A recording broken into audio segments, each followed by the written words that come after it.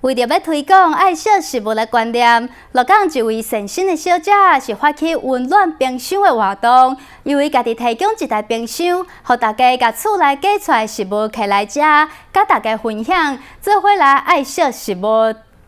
就是这里有什么东西，就是你觉得就是多余的又还没坏掉的，你就可以来我们这边共享这样子。曾经也有人拿过，就是日用品、卫生纸，然后洗衣精，对，卫生纸、洗衣精这些都有人共享过。这个温暖的冰箱是由一位善心的小姐伫一个外国的影片所发现的。随后嘛，伫鹿港一间素食饭店头家的支持之下，由善心的小姐提供冰箱，头家提供电甲场地，让大家做伙来参与这爱惜食物的活动。如果你认为你有需要的，就可以过来拿。例如就是说单亲家庭，或是独居老人，或是说你有想食物共享的人，都可以过来，就是过来自由取用。因为我们不会看证件，然后也不会拍照。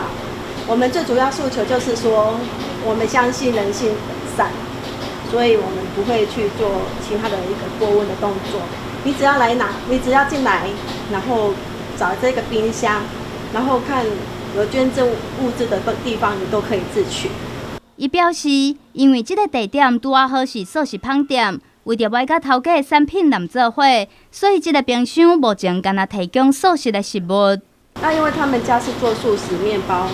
的烘焙坊，那所以我这个地方我就以全部素食为主，因为这样子可以避免他的顾客拿错食物，而且现在的素食者很多，所以我们这个冰箱就完全是素食的一个状态。对这个温暖冰箱，民众拢讲这是真好的想法，非常大的支持。这个活动很好啊，这样子食物就不会被浪费了。非常好，因为它可以把我们家里就是吃不完的食物，然后就是拿出来分享给大众，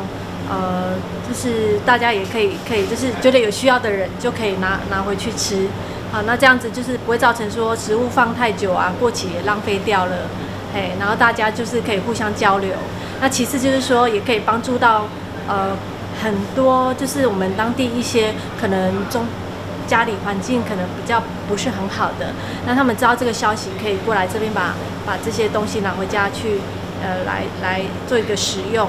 好，那这样子的话，就是对他们也是也多少有帮助。头家表示，有真侪乡亲拢真热情伫咧参与，逐工拢会有5-6个人来遮啃食物或者是摕食物，所以这个冰箱内底，不管是啥物时阵，拢会有物件提供予人来取用。新中华新闻蔡定清鹿港采访报道。